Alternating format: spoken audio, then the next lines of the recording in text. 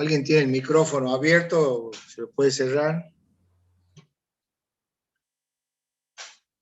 Bueno, les había hecho una pregunta. ¿Me escuchan bien? Sí, sí, se escucha. Bien. ¿De dónde podemos obtener el decreto 1338/96, del año 96? Infoleg. De Infoleg, exactamente. Porque para responder las preguntas del práctico necesitan consultar la ley. Entonces, o la tienen en papel o la bajan de Infoleg. Entonces van a tener que leer ese decreto. Y básicamente ese decreto, es el único decreto, digamos, extra que le voy a comentar, porque hay mucha legislación, pero no bien, lo importante es lo que estamos hablando acá en esta clase. O sea, digamos, estoy condensando lo fundamental, más que lo importante, lo fundamental. Este decreto reglamenta lo que se llaman servicios de medicina del trabajo por un lado y servicios de higiene y seguridad en el trabajo por otro lado. ¿Qué es esto? La ley establece para ciertas categorías de empresas la obligatoriedad de contar con servicios tanto de medicina del trabajo, por un lado, que están a cargo de médicos laborales, o sea, son médicos que hacen una especialización en medicina laboral o medicina del trabajo, también se llama. ¿Sí? O sea, ¿quién puede prestar estos servicios de medicina del trabajo? Los médicos especializados. Profesor, Sí. no se olvide de compartir pantalla. Ah, perdón. ¿No la están viendo? Un segundito, ¿no? Perdón. Gracias.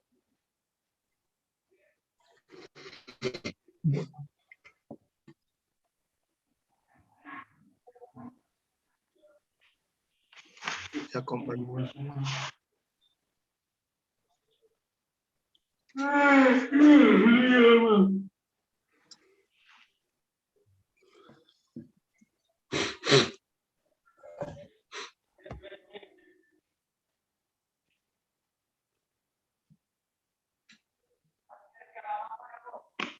¿Ahora sí? Sí, ahora sí se ve. Bueno. Estábamos hablando de un decreto que les pongo el número, no para que se acuerden el número, nunca le vamos a preguntar número, ¿sí? Pero sí en el sentido de que sepan de qué se trata ese decreto. Este es un decreto que reglamenta los servicios de medicina del trabajo, acá debería decir medicina del trabajo, yo lo voy a corregir, y servicio de higiene y seguridad en el trabajo. O sea, no es un solo servicio, son dos. Uno de medicina del trabajo, pues el servicio, dice en plural ahí, y otro de higiene y seguridad en el trabajo. ¿Quiénes lo tienen que tener? Los empleadores, pero en función de qué variable, digamos. Hay dos variables que la van a poder consultar ahí en ese decreto. Una es los tipos de riesgos que están presentes en la actividad. Cuando mayores riesgos hay, mayor es la cantidad de horas hombre que se requiere para este servicio. Y de otra variable, es una tabla de doble entrada, y la otra es un concepto que se llama cantidad de trabajadores equivalentes, que se calculan como el 100% de los trabajadores de producción más el 50% de los de administración y servicios complementarios, ¿sí? Enfermería, todas las áreas que no sean producción. Entonces, si en una empresa, por ejemplo, yo tengo 100 trabajadores de producción y 100 trabajadores de área administrativa, venta, todo lo que no sea producción, ¿cuántos serían los trabajadores equivalentes de esa empresa?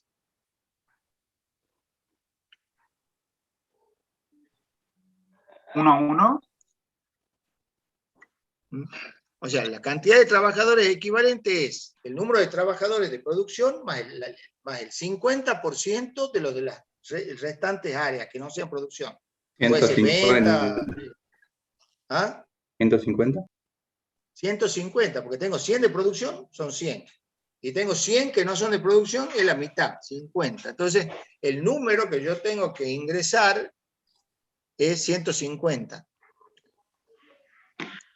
Con ese valor y con digamos, el tipo de riesgo a lo que está afectando a la actividad, me da un número de horas profesionales de qué?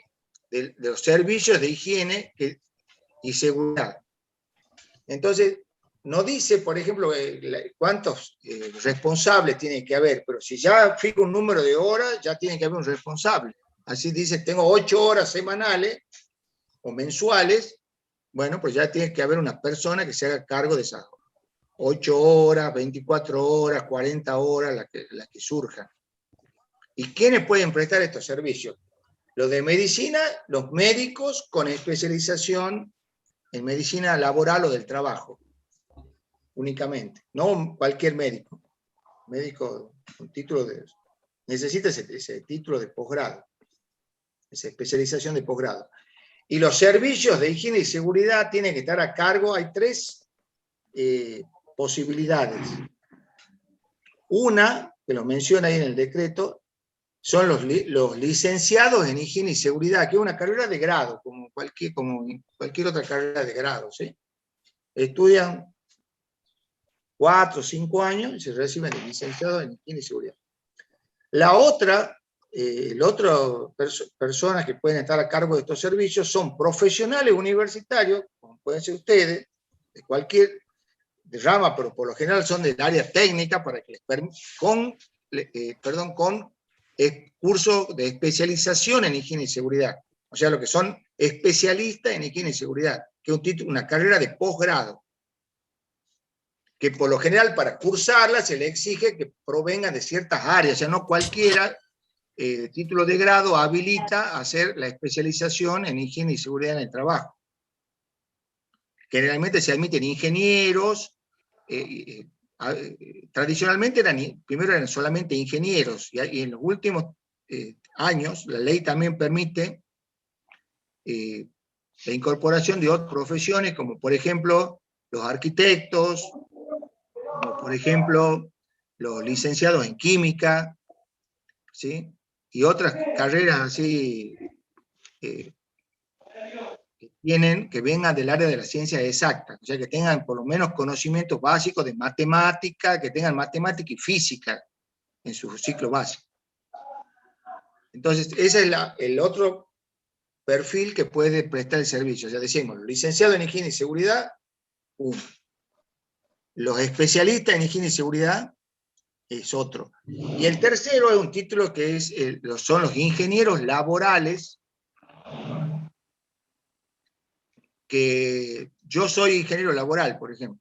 Es un título de grado, pero para el cual había que primero ser ingeniero, un híbrido que había que dictaba la Universidad Tecnológica Nacional, y que ya lo de dictar desde el año 2000, hace como 15 años aproximadamente. Yo creo que fui la última camada de ingenieros laborales. O sea, por mi edad, digamos que hay pocos ingenieros laborales, ¿eh? La mayoría son gente avanzada edad o están muertos. Entonces, pero todavía estamos en actividad. Yo soy ingeniero laboral, además de ingeniero químico, como les comentaba, soy ingeniero laboral, egresado de la UTN. Entonces son esos 3 títulos los que habilitan a ser el responsable del servicio. Eso para que ustedes conozcan que la persona que se hace cargo, cuando la ley lo obliga, ¿cuándo lo obliga? Cuando cae dentro de lo que dice el decreto 1338. Por ejemplo, todas las industrias que tienen ruido, que tienen contaminantes químicos, etcétera, tienen que tener un servicio. ¿Y qué cantidad de horas? En función de la otra variable de entrada a la tabla, de la cantidad de trabajadores equivalentes. Por eso tienen que saber qué es ese trabajador equivalente. ¿Cómo era la formulita para calcularlo? Ahí lo puede leer en el decreto 1338, ¿sí? Ahí está, ahí define qué es el trabajador equivalente. Entonces, pero les digo, es el 100% de los trabajadores de producción más el 50% de las otras áreas que no sean producción. Bien. Perfecto. Gracias.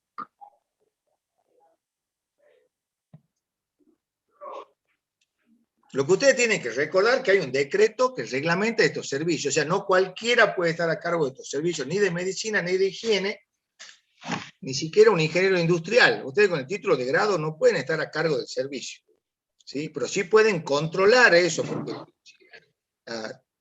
pueden ser, por ejemplo, el referente interno de la empresa, porque estos servicios también, hago la acotación, pueden ser internos o externos.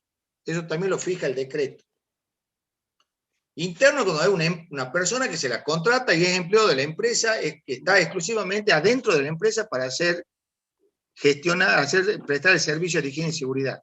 Y externo, cuando es un consultor externo que va a prestar un servicio desde afuera de la empresa, fija las normas, hace todo el trabajo, pero es un asesor de la empresa.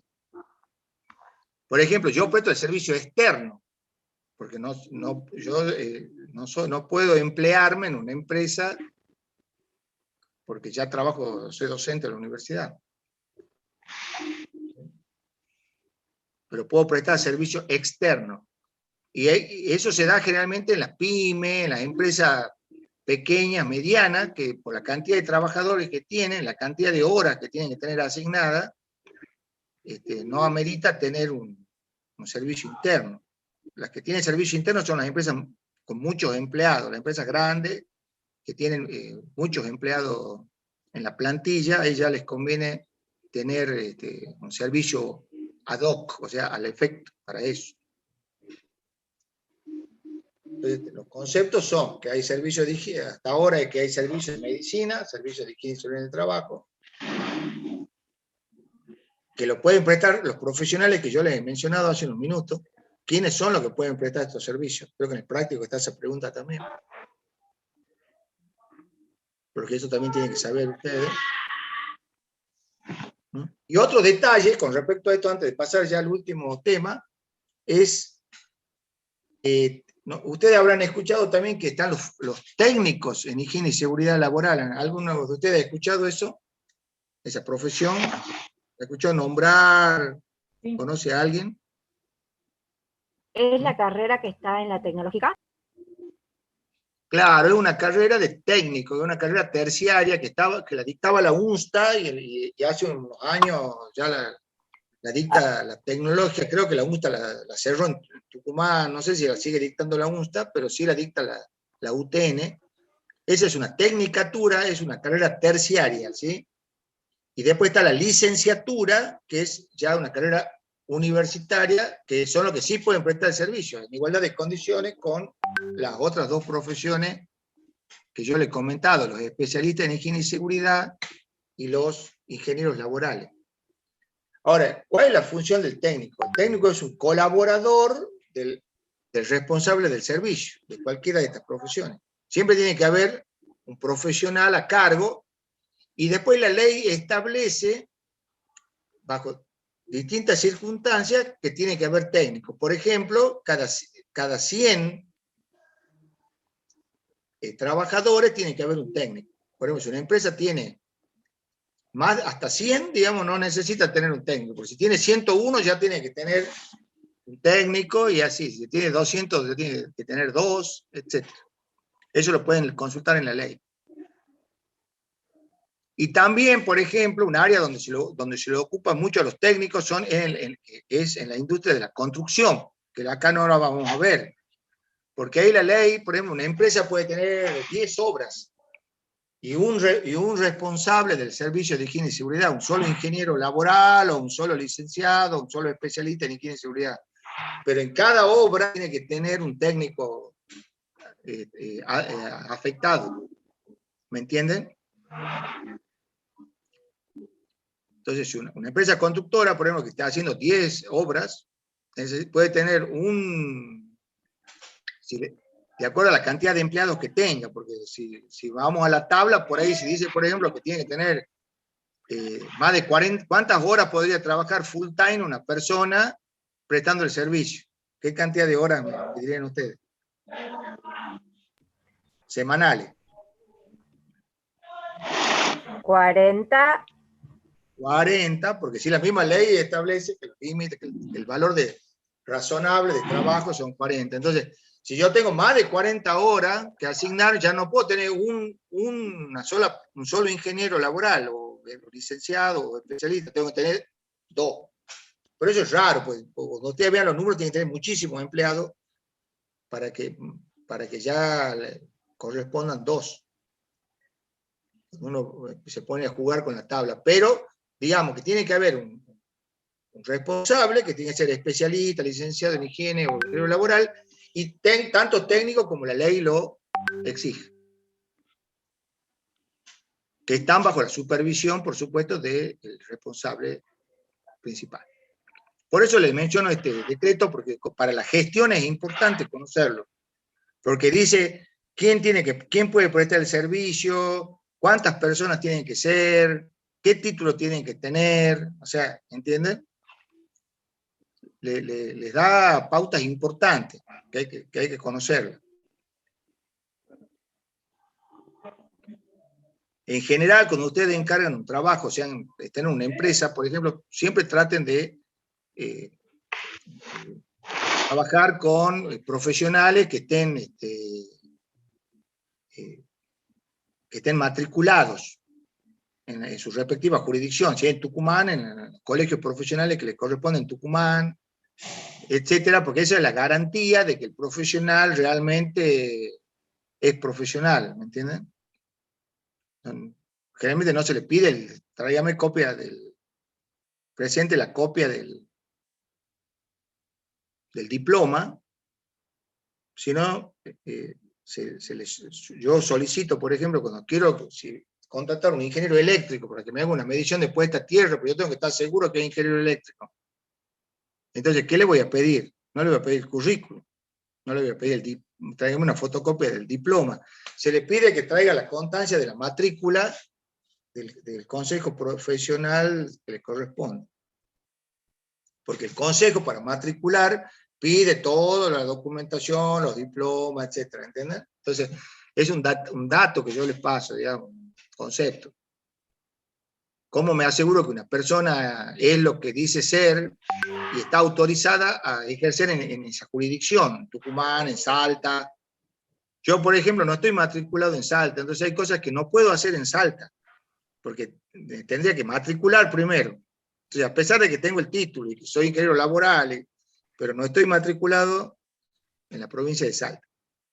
¿Sí? Entonces, si ustedes quieren asegurarse, a mí me ha pasado en mi experiencia, por ejemplo, de ir a empresas que hacían mediciones de puesta a tierra, y cuando uno controla los informes, no decía el nombre de una persona, entonces no decía, qué raro que una persona no ponga ingeniero o algo.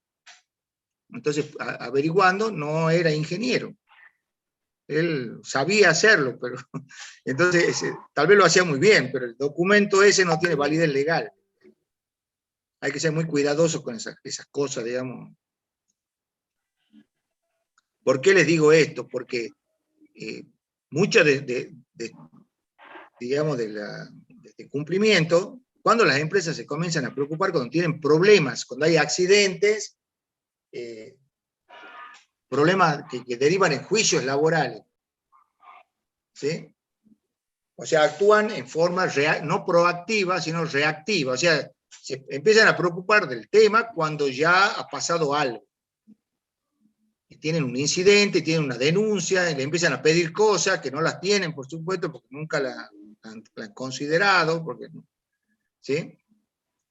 Entonces, es importante que ustedes lo manejen, sobre todo si ustedes trabajan en su propia empresa, o son empleadores, o arman una pyme, porque las pymes o las pequeñas empresas son las más desprotegidas, porque las grandes empresas conocen todo esto. Esto lo tienen ya aceitado, lo manejan, ¿sí? Tienen áreas que se dedican a la parte de riesgo de trabajo. Si ustedes van a grandes empresas, Gas Norte, ellos ya tienen áreas, son multinacionales, ya tienen todo bien establecido. pero las pymes son las que se descuidan porque no saben, porque no tienen un área, generalmente una sola persona que hace todo, que gestiona todas las áreas, entonces ahí tienen que, creo que aportar más todavía a ustedes como ingenieros industriales cuando vayan a una pyme. En una gran empresa a ustedes le van a marcar las pautas, si tienen que hacer esto, tienen que hacer esto, ¿sí? De arriba. En cambio en una pyme ustedes van a tener que marcar la pauta. Bueno, y dicho esto, la otra ley que les quiero mencionar, son dos leyes, digamos, las importantes. La otra es la ley de riesgos del trabajo, que es la 24.557 del año 95. Esta ley, aunque se llama de riesgo del trabajo, básicamente lo que regula a grandes rasgos, ¿no? Toca muchos temas, hay que leerla, ojearla un poquito, por eso quiero que entren en la ley, la miren, no que la aprendan, por supuesto, pero que le peguen una mirada de qué trata, se informen. Esta ley trata básicamente del sistema de las ART. ¿Alguien sabe lo que es una ART o qué significa la sigla ART? Asegurador de riesgo de trabajo. Aseguradoras del riesgo del trabajo. Son empresas privadas, son compañías de seguro, así como hay un seguro para el auto, también hay seguros para riesgo del trabajo. A veces son las mismas compañías, por ejemplo, que aseguran autos, también son ART, funcionan como ART, otras son exclusivamente ART. Entonces, esta ley lo que hace es un sistema de seguro, o sea, que es obligatorio, vamos por partes, es obligatorio, o sea, todo trabajador que tiene un empleado lo tiene que tener asegurado en una ART. Yo no puedo tener un empleado que no tenga ART. Esto es un concepto importante. ¿Sí? Si alguno de ustedes trabaja en relaciones de dependencia, así en blanco, digamos, en estos momentos, es difícil porque son estudiantes, pero bueno, les pregunto si alguien trabaja en blanco. Yo sí estuve trabajando en blanco, profe, y sí tenía una ART, que es como un seguro de trabajo, digamos. Claro. O sea, cuando la persona tiene un empleado, tiene que tener ART. Yo, por ejemplo, cuando desempeño el servicio para una empresa de higiene y seguridad, para mí, ¿quiénes son los empleados? Yo le digo, mire, yo tengo tanto empleado, no, le digo a mí, no me cuente. Haceme el listado de la ART. Yo le pido a la empresa, uno de los primeros papeles que le solicito para empezar a trabajar, es el listado. Entonces uno agarra el listado y lee. Entonces, y va controlando. Entonces, el que no está en el listado, hay que averiguar por qué no está en el listado. Hasta el gerente tiene que estar en el listado, porque el gerente no es el dueño, es un empleado jerárquico. ¿Sí? A veces son sociedades anónimas donde son varios dueños, uno de los dueños es el gerente, bueno, es dueño en parte y es empleado también de la sociedad anónima o de la SRL, entonces también tiene que estar todos los empleados. ¿Me entienden? A veces hay empresas familiares que son, por ejemplo, varios dueños y uno de ellos se encarga de... Y bueno, es el dueño, es como el dueño, digamos. Pero cuesta hacerle entender que para la ley, él es un empleado de la sociedad. Y también tiene que estar asegurarse a sí mismo. Claro, como que tiene que estar cubierto dentro de la empresa, digamos. No dentro de la empresa, sino como empleado, porque si yo soy una empresa unipersonal, yo pongo una empresa y el dueño es Ricardo Ferrari, yo no me tengo que asegurar, aunque esté adentro de la empresa. ¿Sí? Aunque esté puesto a los riesgos, me puede pasar algo, pero no me puedo asegurar como empleador. ¿Sí? Se asegura a los empleados únicamente. Puedo tomar otro tipo de seguro contra accidentes, hay otro tipo de seguro, pero no el que pide la ley de riesgo del trabajo. No voy a estar cubierto por una ART el dueño de la empresa. El empleador no. ¿Sí? Cierren los micrófonos, por favor. Alguien tiene el micrófono abierto. El ejemplo que yo les quería dar, tal vez los confunde, es un caso, digamos, uno va a una empresa que son 4 hermanos, son los dueños, es una SRL, por ejemplo, o una sociedad de hecho. Entonces, ¿quiénes son los dueños? La sociedad, los 4.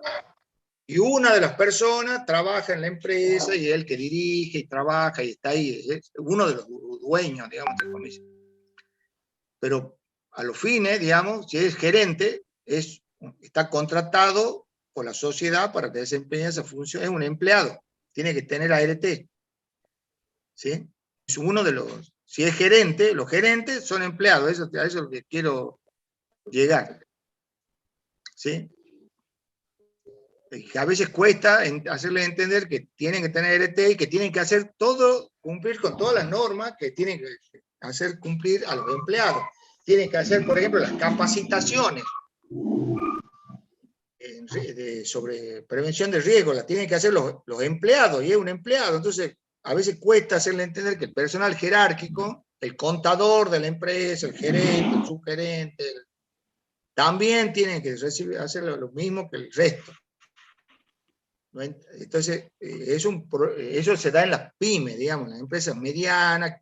En las grandes todo el mundo sabe lo que tiene que hacer, porque, como digo, tienen toda una estructura que ahí está todo ordenado, van bajando líneas de entrada. Entonces, básicamente, ¿qué regula esta ley? El sistema aseguradora del riesgo de trabajo. ¿Qué cubre este seguro?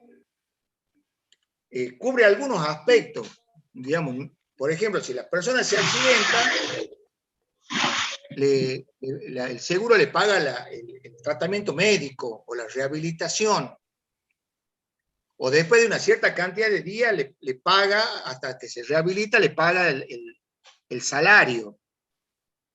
O sea, la cubre a la empresa parcialmente de ciertos gastos, porque si no tuviese el seguro, tendría que todos esos gastos correr a cuenta de la empresa, ¿sí?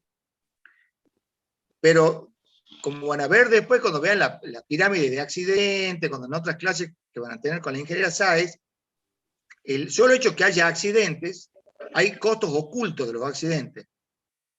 O sea, con que a mí me paguen, digamos, el salario del obrero después de una cierta cantidad de días, que le paguen la rehabilitación, bueno, sí, me ahorro un montón de dinero. Pero hay otros costos. Por ejemplo, si hubiese accidente, un obrero especializado, y no es que yo al otro día traigo otro y lo pongo a producir. ¿Sí? Eso no lo voy a poder compensar.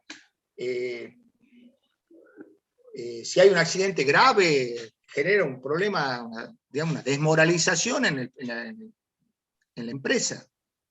Imagínense que tienen una empresa y una persona se muera por un accidente. ¿Cómo usted cree que la producción, todo sigue con total normalidad? No. Entonces después van a ver que hay muchos costos. Entonces, por supuesto, el tener un seguro, que además de ser obligatorio, lo tengo que tener, no es que si quiero lo tengo,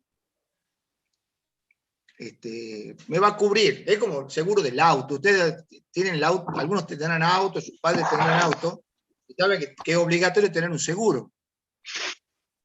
El seguro cubre ciertas cosas y tiene un monto máximo. Dice, daño contra tercero hasta, no sé, 2 millones de pesos. Bueno, si hay un accidente, me va a cubrir hasta 2 millones, lo que dice ahí. ¿No? Si yo genero un daño mucho mayor, la compañía de seguro me va a dar 2 millones de pesos. Y si el daño es de 10 millones, yo voy a tener que poner los otros 8 millones. ¿Qué quiero decir con todo esto? Que no por tener un seguro de riesgo del trabajo significa que no voy a cuidar las condiciones de seguridad. O me voy a descuidar o lo voy a tomar a la ligera, ¿sí? Porque está bien, es obligatorio, lo mismo lo tengo que hacer, no puedo no hacerlo, y sé que me va a cubrir ante eventualidades, me va a ayudar a enfrentar el problema, pero eso no exime de, digamos, aplicar todas las medidas de higiene y seguridad, porque acá la cuestión es que no haya accidentes. Eso es la mejor forma de no tener problemas con un auto y no tener que, sé si tengo que pagar, es no chocar, es no tener el accidente, ¿sí? Ahora, si ocurre, bueno, algún respaldo me va a dar un seguro, ¿sí?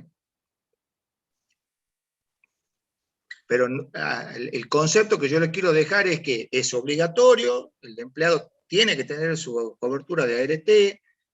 Ahí también en el práctico le van a preguntar cuáles son los derechos y obligaciones de las partes para tener que leer esta ley, y los decretos reglamentarios. Así como la ley de higiene tiene su decreto, la ley de riesgo, que le llamamos de riesgo del trabajo, así la han bautizado, también tiene dos. El 170 y el 334, los dos del año 96. Acá, como pueden ver, se ha promulgado, ahí, como dirían ustedes, al toque. O sea, rápido, del año 95 al año 1996. Y eso siempre está en discusión, la ley de riesgo del trabajo, siempre hay polémica. Por ejemplo, hace ya muchos años, 10 años más o menos, hubo fallo de la Corte Suprema que no exime totalmente a los empleadores del daño, o sea que antes cuando decían, bueno, hay un accidente y los daños los paga la ART, para eso pago el seguro, dirían las personas. Pero hubo casos particulares donde reclamo, donde los declaro de inconstitucional, ya cosas, cuestiones muy técnicas de abogado, pero digamos que tampoco tengo una garantía total. Es el concepto que yo quiero que les quede. Es obligatorio, que cubre, ¿sí? Pero que no significa que yo tengo que descuidar la prevención, porque no me va a cubrir todos los gastos. Y además, volvemos a la cuestión humanista. Acá el problema no es no tener gasto. O sea, si yo choco con el auto, el problema no es que la compañía de seguro pague los muertos, sino que yo no mate a nadie, ¿sí? Yo tengo que andar despacio con un auto, no ir de contramano, no manejar alcoholizado. ¿Por qué? Porque si choco me van a sancionar, voy a tener una sanción económica. ¿O por qué? Porque no tengo que no puedo dañar a otros. Bueno, hagamos el paralelismo con los riesgos del trabajo, es lo mismo. Yo tengo que hacer las cosas bien porque no tengo el derecho tampoco a dañar la salud. Y si ustedes van a trabajar, cuando ustedes vayan a trabajar van a recordar todo lo que van a ver acá y también se van a tratar de autoproteger, porque recuerden, sean ingenieros, gerentes, operarios, el rol que ustedes quieran, todos están expuestos a los riesgos en los lugares de trabajo. ¿Sí? No es que se accidentan únicamente los operarios, se accidentan todos. Bien.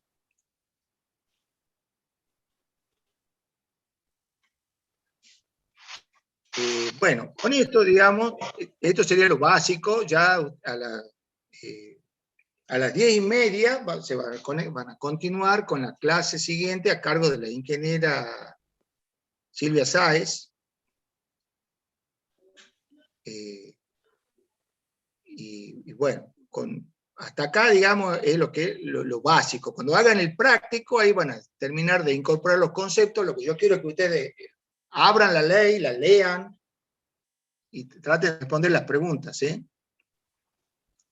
Las conozcan, sepan que ya saben de su existencia ahora, entonces que la miren un poquito. Muy bien, profe. Porque esto es lo básico que gobierna, digamos, lo que es el marco legal. En lo operativo, la ley de riesgo básicamente también fija algunas pautas, pero es muy genérica. O sea, la que fija la parte técnica es más la ley de higiene y seguridad. La de riesgo lo que apunta más es a regular todo el sistema de las aseguradoras de riesgo del trabajo, básicamente. Aunque figuran algunas pautas también. Digamos, hay que analizarlas a las dos, pero son las dos leyes básicas, digamos, que ustedes tienen que manejar en este tema de higiene y seguridad laboral. Bueno, he tratado de ser sintético, darle lo esencial, lo útil, que yo con mi experiencia creo que poco pero bueno, digamos, es básico, pero que con esto ustedes tienen ya para ponerse a hablar después de igual a igual con con un especialista en higiene, por ejemplo, con un licenciado. O sea, no es que el licenciado va a hablar y ustedes van a escuchar, después que hagan esta materia, van a poder interactuar con los profesionales de higiene y seguridad sin ningún problema. Mientras que antes de la materia le van a hablar y ustedes van hablando en chino. ¿Sí? Le van a hablar de temas, de un lenguaje, de cuestiones que ustedes ¿sí? No les va a quedar decir, claro, bueno, ¿no? Acá ustedes van a poder exigir y fijarle pautas. Tal vez ustedes no hagan directamente la tarea, pero sí le van a poder decir, mire, yo necesito que me cumpla esto, fijarle la pauta y que después el especialista lo hará. Pero ustedes tienen los conocimientos para dirigir e interactuar. Bueno, de mi parte, termine la clase, no sé si quieren hacer preguntas de la clase, de la materia, tenemos 2 minutos, de lo que ustedes quieran, del cursado, escucho consulta de todo tipo. ¿Profe? Sí. A mí no me quedó muy claro el tema de cantidad de trabajadores equivalentes, o sea, cómo calcularlo sí lo entiendo, digamos, pero lo que no me había quedado muy claro, el concepto, digamos, que usted había dado un ejemplo, por ejemplo, si hay 100 personas en producción, habíamos hecho un cálculo que había 150 trabajadores equivalentes, ¿verdad? Claro. Si hay 100 en producción y 100 en otras áreas que no sean producción, sí. Por ejemplo, venta, por ejemplo, administración, enfermería, cualquier otra área, eso se toma la mitad de ese número, como si fuese medio. Esos 150 serían de los servicios de medicina y de los de higiene y seguridad, digamos. Claro, con ese número, cantidad, cuando vos veas el decreto 1338, hay una tablita que tiene 2 entradas. Una es la cantidad de trabajadores, una tabla de doble entrada, ¿sí? Entras con la cantidad de trabajadores equivalente de la empresa. Bien. Y la otra es el tipo de riesgo, que ahí, cuando ustedes vean, yo no he entrado en detalle, lo van a ver en el práctico, dice, por ejemplo, si se cumple el capítulo 3, 4, 5 y 8 de la ley, cuando uno va a ver de qué se trata, por ejemplo, dice riesgo químico, si tiene, le dice riesgos relacionados con el capítulo 3, 5 y 8. Cuando uno va a ver el 3, 5 y 8, dice ruido, contaminante químico y no sé, y riesgo mecánico, por ejemplo. Entonces, si tiene eso la empresa, vos tenés que entrar con eso y con la cantidad de trabajadores equivalentes te da un número de horas. Ah, bien. De profesional que vos necesitas tener. Ah, bien, perfecto. Si te da más de 40 horas semanales, significa que tenés que tener más de uno. Cuando ustedes vean los números ahí, van a ver que para más de uno tienen que tener muchísimos empleados, ¿sí? No me acuerdo el número exacto, por decir algo, 500.